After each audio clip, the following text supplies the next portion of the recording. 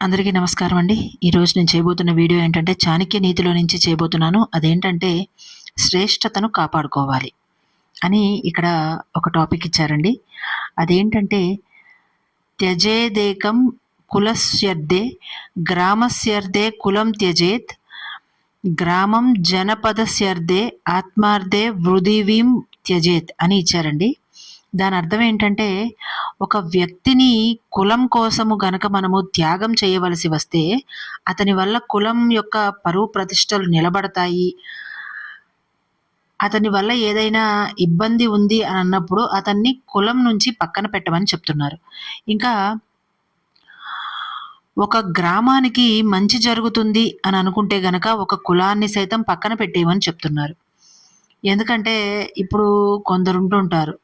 అంటే కొన్ని జాతులకి చెందిన వాళ్ళని చెప్పకూడదు. బట్ ఏదైనా వాళ్ళ యొక్క గ్రామానికి చెడు చేసే ఆహ్, పనులు చేసే వాళ్ళెవరైనా ఉంటే గనక అలాంటి వాళ్ళుండే పూర్తి ఆ కులాన్ని పక్కన పెట్టేయమని చెప్తున్నారు. ఎందుకంటే ఒకళ్ళని చూసి ఒకళ్ళు ఆ పని చేసే ప్రమాదం ఉంటుంది కాబట్టి ఆ గ్రామాన్ని కాపాడుకునే క్రమంలో ఒక కులాన్ని పక్కన పెట్టొచ్చు. అదే ఒక దేశాన్ని కాపాడుకోవాలి అనే ఒక స్థితి వచ్చినప్పుడు ఒక గ్రామాన్ని సైతం పక్కన పెట్టేయొచ్చు, తప్పులేదు. అలాగే ఇక్కడ ఇంకొకటిచ్చారు. అదేంటంటే అది ఈ మూడిటి కంటే ఇంపార్టెంట్ అన్నమాట.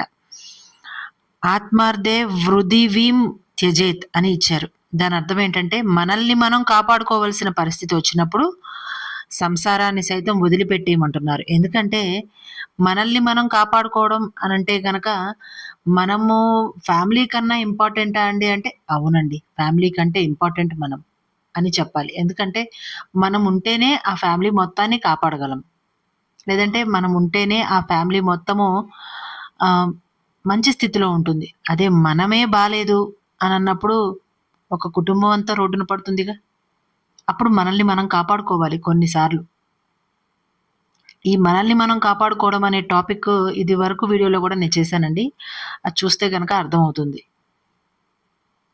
ఈ రోజుకి ఇంతేనండి. నమస్కారం. నా వీడియోలు అందరికీ నచ్చితే గనక లైక్, షేర్ అండ్ సబ్స్క్రైబ్ చేయండి.